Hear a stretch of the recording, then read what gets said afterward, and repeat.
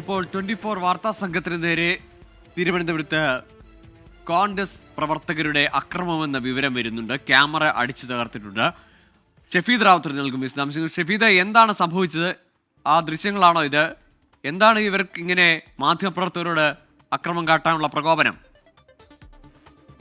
വെമ്പായിട്ട് 16-കാരനെ കാണാതായതൊരു വഴിത്തിരിവുണ്ടാവുകയും മാത്രവുമല്ല ഈ പോലീസ് ചില തെറ്റായ ധാരണകളുടെ പുറത്ത് ഈ പേട്ടയിൽ ട്രെയിൻ തെറ്റി മരിച്ച ഈ യുവാവിന്റെ ശരീരം സംസ്കരിച്ചതുമായി ബന്ധപ്പെട്ട ഒരു പ്രധാനപ്പെട്ട വാർത്തയുണ്ടായിരുന്നു. ആ വാർത്ത റിപ്പോർട്ട് ചെയ്യാൻ വേണ്ടി വെമ്പായിട്ട് എത്തിയപ്പോഴായിരുന്നു ഈ സംഭവങ്ങൾ ഉണ്ടായത്. അതായത് നമുക്ക് നിലവിൽ പോലീസ് നൽകിയ വിവരവും അതേപോലെ തന്നെ പോലീസിന്റെ കസ്റ്റഡിയിലുള്ള ഒരു കുട്ടിയെക്കുറിച്ചുള്ള വിവരമടക്കമുള്ള കാര്യങ്ങളാണ് നമ്മൾ റിപ്പോർട്ട് ചെയ്യാനായി അവിടെ എത്തിയത്. അപ്പോഴാണ് ഈ സംഘം ചേർന്നെത്തിയ ഒരു കുറച്ച് കോൺഗ്രസ് പ്രവർത്തകർ, അവർ പറയുന്നത് അവർ ഈ വെമ്പായത്തെ പ്രാദേശിക കോൺഗ്രസ് പ്രവർത്തകരാണ് എന്നുള്ളതാണ്. അവർ ഈ സംഘം ചേർന്നെത്തി നമ്മളുടെ റിപ്പോർട്ടർ സംഘത്തെ ആക്രമിക്കുകയായിരുന്നു.